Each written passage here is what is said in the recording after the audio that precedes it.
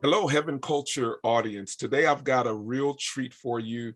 Someone very near and dear and to my heart and very special in my life is going to be joining me in a conversation concerning the Ekklesia. Eric Moore is a strategic apostolic leader using his gifts to help shift the church into the new day. In the past, he has served as a church planner and a pastor, a college professor, a business owner, and political grassroots organizer. He has 30 years of experience in training small group leaders of house churches. He helps activate people into transformation of their lives and of their communities. He is married to Cindy, and they have 5 children and 4 grandchildren, with one on the way. So let's give a great warm welcome to Pastor Eric Moore. Hi, Eric. How are you doing today? Hey, John, I'm doing fine. I've really looked forward to doing this together. I got to tell you one thing real quick. Sunday as we were in church, and at the end, you and me and Ellis combined together for a closing exercise of the church, and we expressed ourselves as the Ekklesia. And I want you to know, I feel power and unction when I stand with you and Ellis.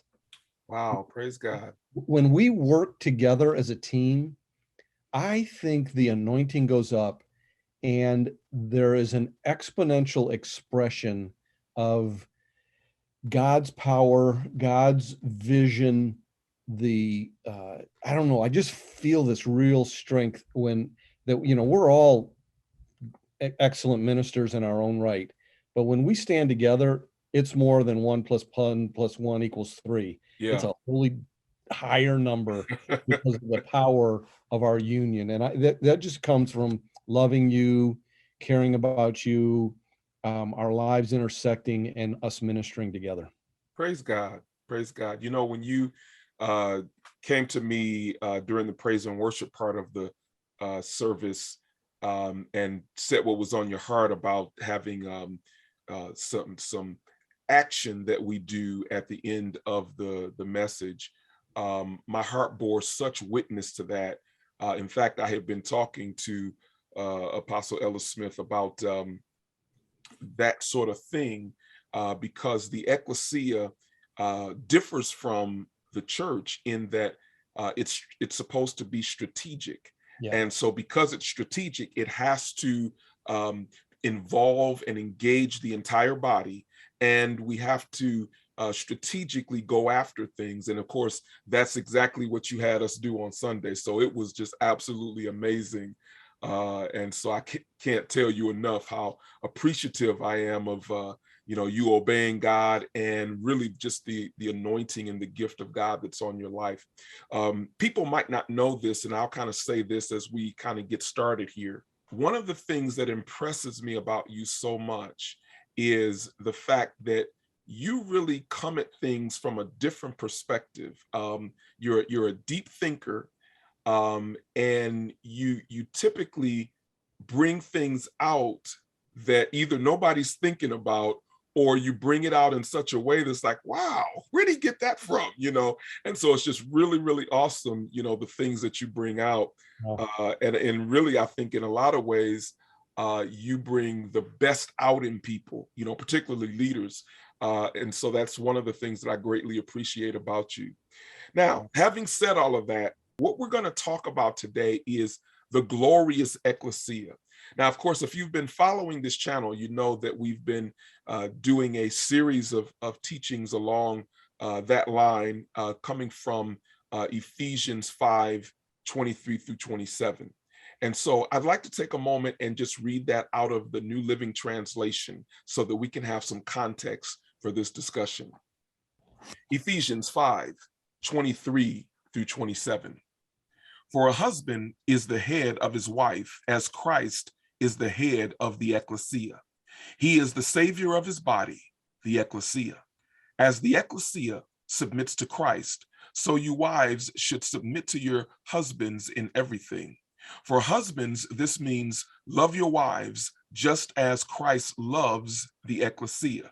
He gave up his life for her to make her holy and clean, washed by the cleansing of God's word. He did this to present her to himself as a glorious ecclesia without a spot or wrinkle or any other blemish. Instead, she will be holy and without fault.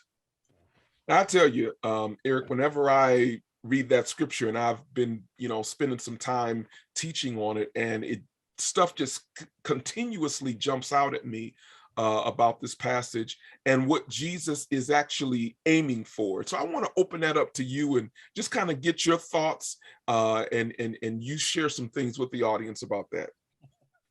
John, I grew up in a Baptist environment where we were premillennial, pre-tribulational, that Christ is coming back, he could come at any minute. And I still believe an element of that is true. Christ can show up whenever he wants. But I always thought in this regard to this passage that it's not going to happen soon because the bride is not radiant or glorious yet. Oh my goodness. Talk about that. There was just this we have a long way to go yet. Yeah.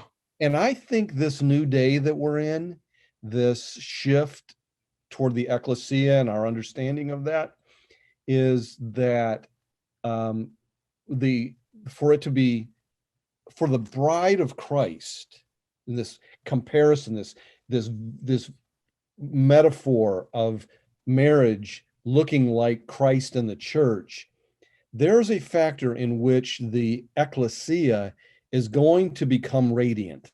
Yes. And it has not yet hit that spot because Jesus is not going to marry something way below his station. That's good. That's so good because he's a king. Right. So a king doesn't go after the lowliest of low. The king goes after the very best. Right. When Esther, they were looking for a new queen, it is a replacement to Vashti, and it was like the whole kingdom search for the most beautiful. It went through all of this year-long preparation that then she was selected as the one appropriate for the king. And so I think that, this work of becoming radiant and glorious is Christ's work. That's what it says.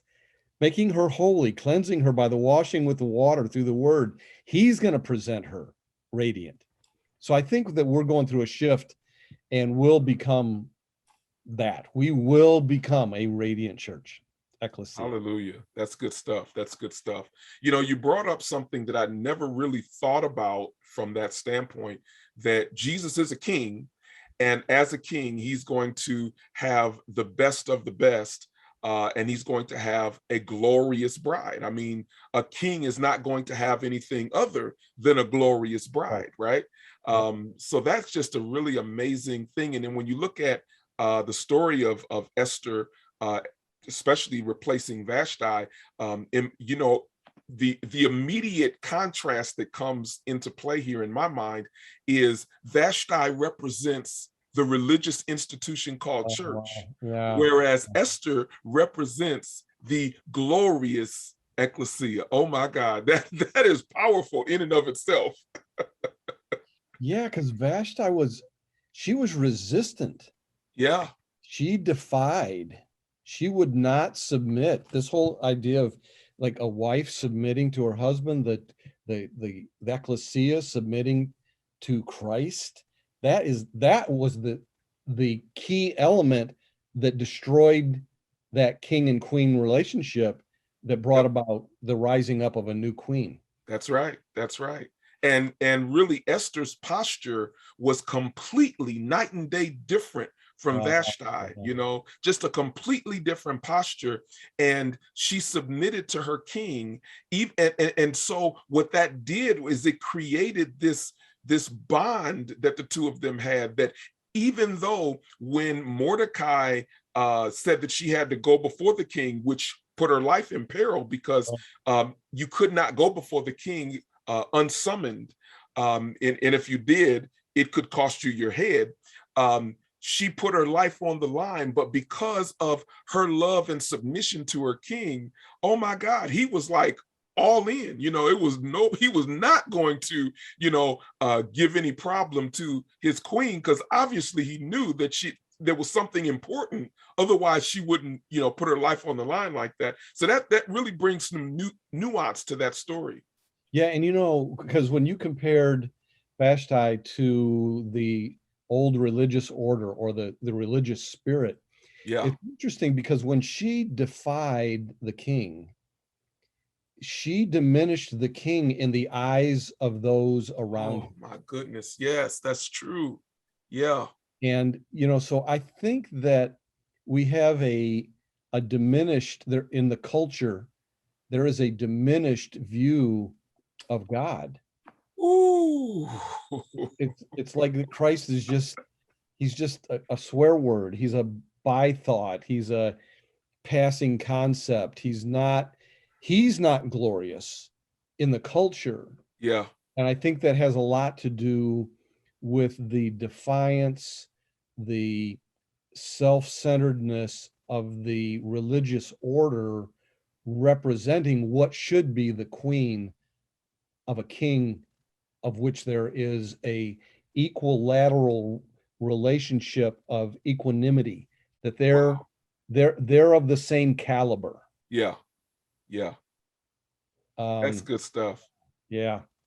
When you said that, what sparked in my mind was um, the religious order has, as you say, diminished God so much so that during the COVID lockdowns, the religious order was called unessential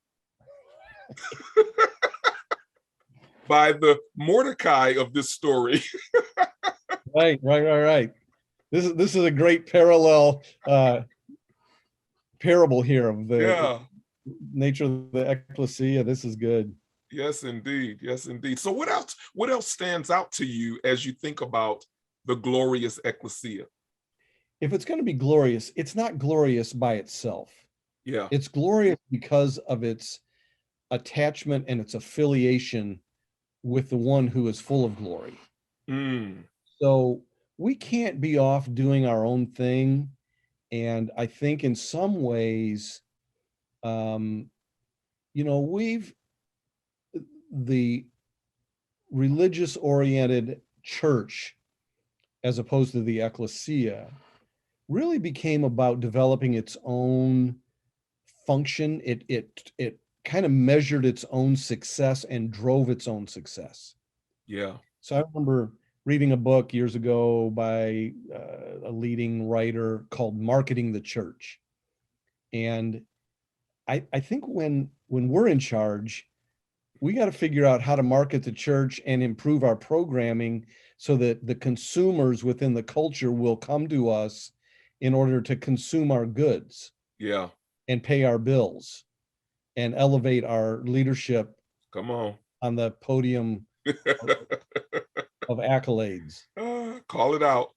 So, and I think this is the shift. So now, okay, if we're an ecclesia that is being a glorious one by virtue of the activity of Christ, who we are intimately connected to, we are going to experience unexpected activity of God.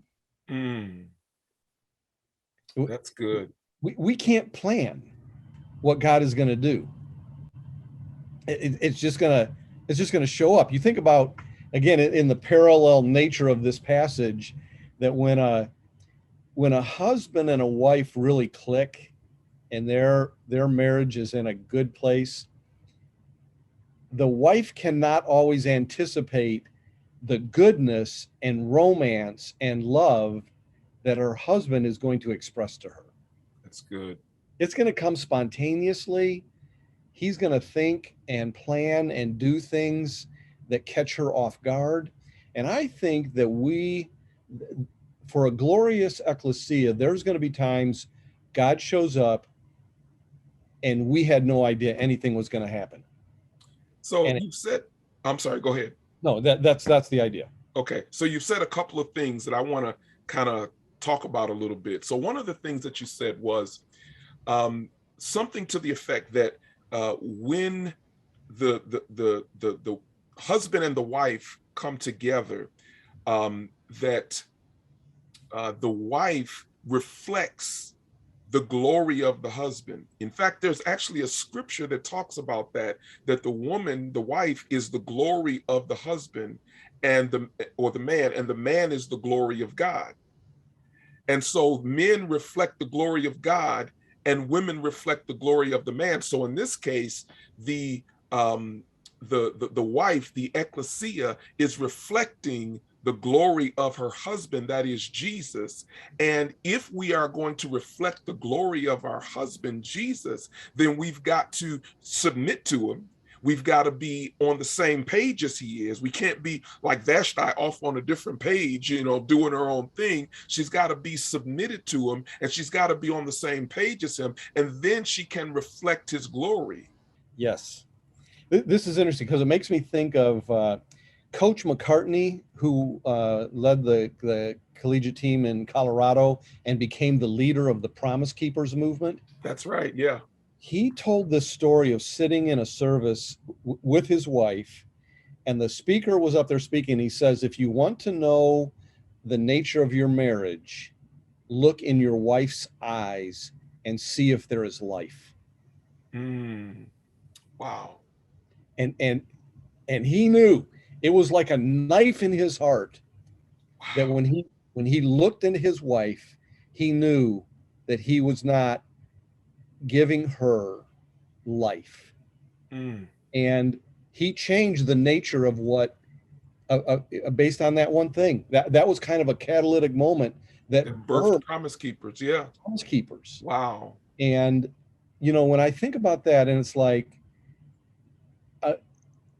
obviously Jesus is a husband par excellence, without fear.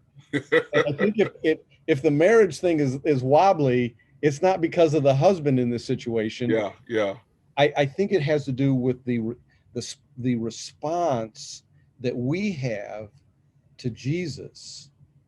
That is it full of life? Do we trust him? Are we willing to give everything that we have to that relationship? Or are we going to keep trying to do this church, this religious thing in our own strength? Yeah. We've gotten really good at that. Yeah. So much so that if he doesn't show up, we got this. Yeah. Yes. And so go back to your thought, what is a glorious ecclesia? John, I think we have to shift our expectation that God is going to do something, and our eyes are wide open with life to look for what he's going to do. And that means that we have to take our eyes off of the other things that become the modern day measurables of what we think a good church is. Yeah, that's good. God has to show up. and I think he wants to show up. Yeah. But if we're not looking or paying attention or responding, do you think if you go to your wife and you do all these nice things and she keeps looking around, won't make eye contact, won't recognize what you're trying to do, poo-poos the idea of you doing something spontaneous and incredible for her, then at some point as a husband, you just go, okay, I'm not going to keep pushing where there's not receptivity. Yeah. So I think we've got to become incredibly shifted in our receptivity to the unique leadings of Christ by his Spirit.